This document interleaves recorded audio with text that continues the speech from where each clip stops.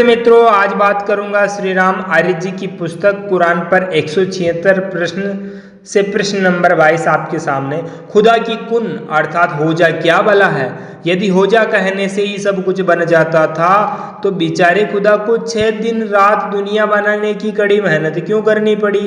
क्या इस वक्त कुन अर्थात हो जाने वाले छू मंत्र को खुदा उस वक्त भूल गया था? देखिए, कुरान में कहा गया है कि जब वह किसी काम को करना ठान लेता है तो बस उसे फरमा देता है कि कुन अर्थात हो जा, और बस वह हो जाता है। समीक्षा, खुदा के कुन अर्थात हो जा के आदेश को कौन सुनता है? किससे खुदा हो जा कहता है, यह भी खोला जाना था। खुदा को हो जा कहने की क्या जरूरत थी? केवल मन से ही विचार करके काम क्यों नहीं कर लेता था? क्या खुदा भी कुन का ही मुहताज है? प्रश्न नंबर 23, ईसा को इंजील सिखाने वाला खुदा का बयान गलत है। इंजील सिखाने जैसी बात खुदा ने ऐसी बेसरफेर की गलत बात कुरान में क्यों कही? देखिए, कुरान में कहा गया है कि और खुदा ईसा को आसमानी की किताब और अक्ल की बातें और तौरात व इंजील सिखा देगा। समीक्षा, कुरान की यह आयत गलत है। इंजील नाम की कोई किताब ईसा के जन्म से पूर्व या ईसा के ज़माने में नहीं थी। ईसा के मरने के बाद उसके चेलों द्वारा लिखित 50 पुस्तकों का संग्रह किया गया था। यह संग्रह ईसा के 300 वर्ष बाद किया गया था और एक सभा में उसमें से बहुत सी किताबों को रद्द कर दिया गया। केवल 27 किताबों को पसंद किया गया और उनके संग्रह को इंजील नाम से प्रचारित किया गया। अतः खुदा का कुरान में ईसा को इंजील सिखाने की बात कहना बेसरफैर की बात है। अतः कुरान की यह आयत गलत है। प्रश्न नंबर 24, खुदा का मकर करना, क्या धोखेबाजी मक्कारी करना खुदा की सिफात अर्थात गुण है या अवगुण है? जो मक्कार हो, क्या वह कभी खुदा हो सकता है? देखिए, कुरान में कहा गया है कि यहूद ने ईसा से मकर किया, अल्लाह ने उससे अर्थात यहूद से मकर किया, और अल्लाह मकर अर्थात धोखा या चालबाजी करने वालों में से एक अच्छा मकर करने वाला है। समीक्षा, इस आयत में खुदा ने अपने को बढ़िया मकर फरेब करने वाला बताकर अपनी निंदा की है या प्रशंसा? यह सबको विचार करना चाहिए। जब अरबी खुदा मकर फरेब करने में माहिर हैं तो उसके अंधभक्त मुसलमान भी यदि मकर व फरेब करने वाले बने तो उन्हें कौन दोष दे सकता है? प्रश्न नंबर 25, गैर मुस्लिम पर विश्वास न करो। खुदा के इस आदेश का परिणाम है कि गैर मुस्लिम भी मुसलमानों का एतबार नहीं करते हैं। प्रजा में फूट डालने वाला अरबी खुदा भी क्या खुदाई के काबिल माना जा सकता है? देखिए, कुरान में कहा गया है कि मुसलमानों को चाहिए कि मुसलमानों को छोड़कर काफिरों को अपना दोस्त न बनावे, और जो वैसा करेगा तो उससे और अल्लाह कोई सरोकार नहीं है। अल्लाह का कोई सरोकार नहीं है।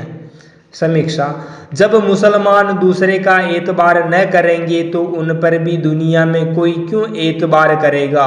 मुसलमानों को तो खुदा ने झूठी कसमें तक खाने के निर्देश दे रखा है। खुदाई दीन इस्लाम की प्रशंसा। प्रश्न नंबर 26, खुदा ने पहले यहूदी दीन पसंद किया, फिर ईसाई मत का प्रचारक बना, अब दोनों को गलत बताकर इस्लाम का वकील बन बैठा है। आगे किसी और नए दीन का प्रचारक बन जाएगा। ऐसे रोज नया मजहब बदलने वाला खुदा पर कोई कैसे विश्वास कर सकता है? देखिए, कुरान में कहा गया है कि दीन तो खुदा के नज़दीक बस यही इस्लाम है और खुदा के अलावा इबादत के लायक और कोई नहीं है। और आगे, और जो शख्स इस्लाम के सिवाय किसी और दीन को तलाश करे तो खुदा के यहाँ उसका वह दीन कबूल नहीं है और वह क़यामत में नुकसान पाने वालों में से होगा। आगे, और हमने तुम्हारे लिए दीने इस्लाम पसंद किया। समीक्षा, हर कौंसड़ी जैसे अपनी डलिया के बेर मीठे व दूसरों के बेर खट्टे बताती है, वैसे ही कुरानी अरबी खुदा ने इस्लाम की तारीफ में ढोल पीटे हैं, जैसे कि ऊपर की आयतों में साफ प्रकट है। सबकी उम्र अल्लाह ने लिखी है। प्रश्न नंबर 27, जब सबकी उम्र पहले से ही निश्चित है तो खुदा ने लोगों को कत्ल करने लड़ने की फरिश्तों की फौज लेकर खुदा लड़ने जाने, इस्लाम स्वीकार न करने पर कत्ल करने, काफिरों व मुशरिकीन को मार डालने, लोगों को दोज़ख आदि में झोंकने, मनुष्यों को गुस्सा होकर बंदर बनाने आदि की गलती क्यों की? क्यों हत्या के आदेश दिए? क्या खुदा भूल गया था कि बिना समय आए कोई भी नहीं मर सकता है? देखिए, कुरान में कहा गया है कि और कोई शख्स बेहुक्म खुदा के मर नहीं सकता। जिंदगी मुकर्रर करके लिखी हुई है। जो शख्स दुनिया में बदला चाहता है हम उसका बदला यही देते हैं, और जो क़यामत में बदला चाहता है मैं उसको वही दूंगा, और जो लोग मेरा शुक्र बजाते हैं मैं उनको जल्द अच्छा बदला दूंगा। समीक्षा, सबकी उम्र लिखी होने की बात ठीक है तो खुदा को लड़ाई के मैदान में फरिश्तों की फौजी मदद भेजने की जरूरत ही नहीं थी, क्योंकि खुदा के मुताबिक तो कोई भी नियत वक्त से पहले मर ही नहीं सकता था। यदि बदला इंसान की मर्जी के अनुसार यहीं पर मिल सकेगा तो क़यामत के दिन सबका फैसला होने का कुरान का दावा झूठा हो जाएगा, और क़यामत जन्नत और दोजख सब बेकार हो जाएंगे। गुनाह करने के लिए खुदा की ढील। जब खुदा लोगों को इसलिए ढील देता है कि वे गुनाह खूब करें, तो असली गुनाहगार और लोगों के गुनाहों में प्रमुख साझीदार खुदा हुआ या नहीं?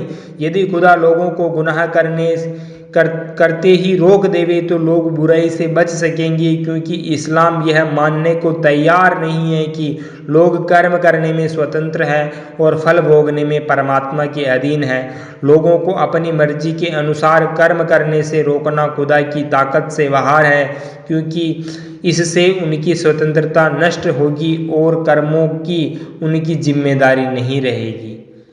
देखिए, कुरान में कहा गया है कि जो लोग इनकार कर रहे हैं वो इस ख्याल में न रहे कि हम जो उनको ढील दे रहे हैं ताकि और गुनाह समेट ले और इनको जिल्लत की मार है। समीक्षा, अरबी खुदा की नीयत बद अर्थात बुरी थी।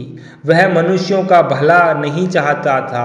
यदि भला चाहने वाला होता तो लोगों को पाप करने की ढील न देता, मगर खुदा गर्व से कहता है कि हम लोगों को ज़्यादा से ज़्यादा बुरे काम करने के लिए ढील देते हैं। अर्थात खुदा चाहता है कि लोग खूब पाप कर्म करते रहे। क्या ऐसा आदमी भी खुदा हो सकता है जो अपनी प्रजा का बुरा चाहने वाला हो? दुनिया की जिंदगी धोखे की है। दुनिया जीवों का कर्म क्षेत्र, भोग क्षेत्र तथा कर्म करने की अपनी स्वतंत्रता का उपभोग करने का उत्तम स्थान है। धोखे की जिंदगी तो इस्लामी जन्नत में होगी, जहाँ हुर्रे गिलमे, बेशुमार औरतें, शराबखोरी आदि का लालच दिया गया है। साबित करें कि जन्नत की काल्पनिक जिंदगी से इस दुनिया की जिंदगी में क्या कमी है। देखिए, कुरान में कहा गया है कि और दुनिया की जिंदगी तो धोखे की पूंजी है। समीक्षा, यदि दुनिया की जिंदगी धोखे की पूंजी है तो खुदा ने जीवों को दुनिया में जन्म देकर गुनाह क्यों किया? उन्हें सीधा जन्नत अर्थात स्वर्ग में क्यों नहीं भेज दिया, जिसे कुरान असली जिंदगी का मजा मानता है, जहाँ हर मियाँ को 500 हुर्रे, 4000 कुंवारी अछूती औरतें व 8000 ब्याहता औरतों के अलावा बेशुमार गोरे चिट्टे लौंडे अर्थात गिल में ऐश करने को मिलेंगे, तथा भर भर प्याले सोंठ और कपूर मिली शराब के पीने को मिलते। अरबी खुदा की नज़र में लौंडेबाजी व औरतों से ऐश करने वह शराब पीने की ज़िंदगी ही तो असल मज़े वाली ज़िंदगी है। आपका अपना YouTube चैनल है, सब्सक्राइब करें। धन्यवाद।